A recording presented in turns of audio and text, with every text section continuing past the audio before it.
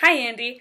I'm actually going to start this video with a content warning because it kind of gets a little deep and sometimes a little dark. So, content warning for those of you guys who might be dealing with depression and suicidal thoughts because been there.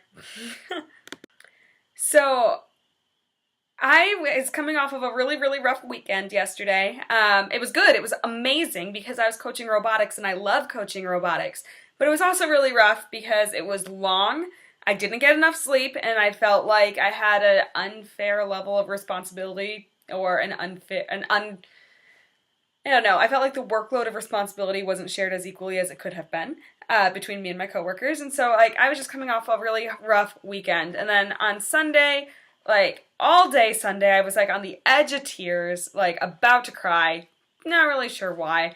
But I get this way at the beginning of April every single year, and I think robotics just exasperated the whole thing. It was just bad. And then yesterday, I got up and I was feeling off. I felt weird. Not sick, but just not myself. And I was like, all right, well, I'm not sick, so I'm going to go to work. And I got up and I went to work and I sat through a staff meeting and I talked a little bit about robotics, and then I went to my classroom and a student came up to me and asked me for help getting her started on her new math program. And I went to the teacher who does the virtual learning and I said, Mr. Quinlan, can you help us out? And he was like, yeah, sure. And so then the student walked away and Phil just looked at me and he was like, hey, are you okay? And I just started crying uncontrollably. Like I don't know why. I broke. Something broke.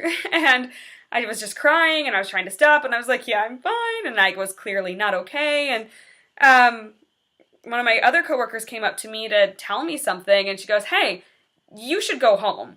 And I said, yeah, okay. And so she goes, I'll go tell Jamie. And so she goes over and she tells my boss and I go into my classroom and I'm still sobbing and like, yeah, it was bad. It was just kind of bad.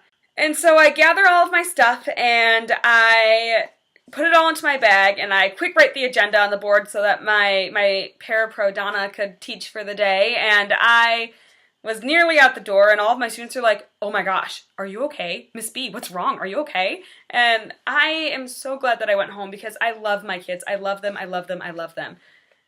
But I felt like I was just going to snap at one of them, and I don't want to ruin a relationship with one wrong word at one wrong time because I'm having a bad day, you know?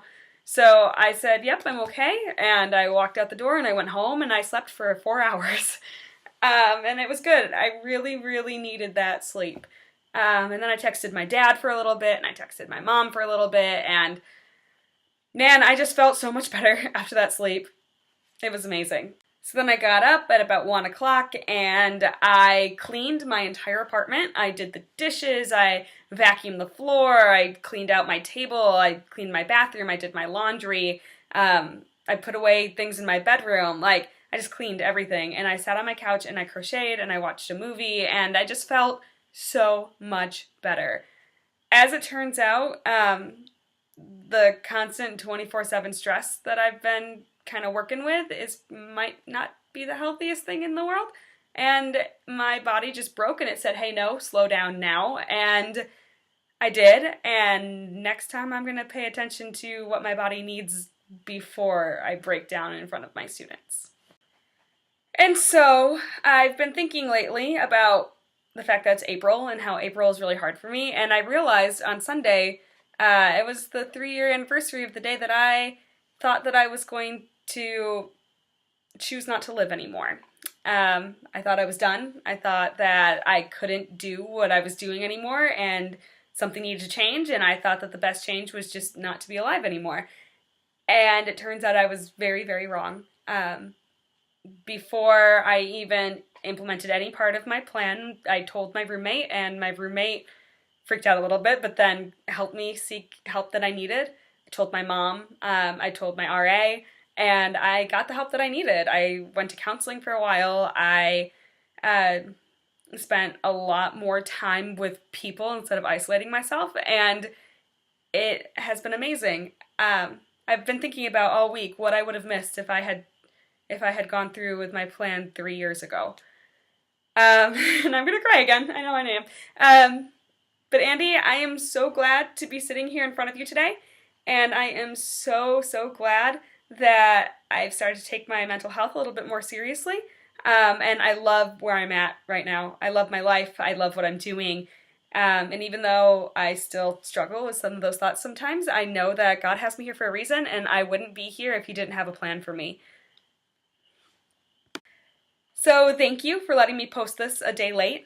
Thank you for listening, because I know that this kind of stuff can be hard to listen to sometimes.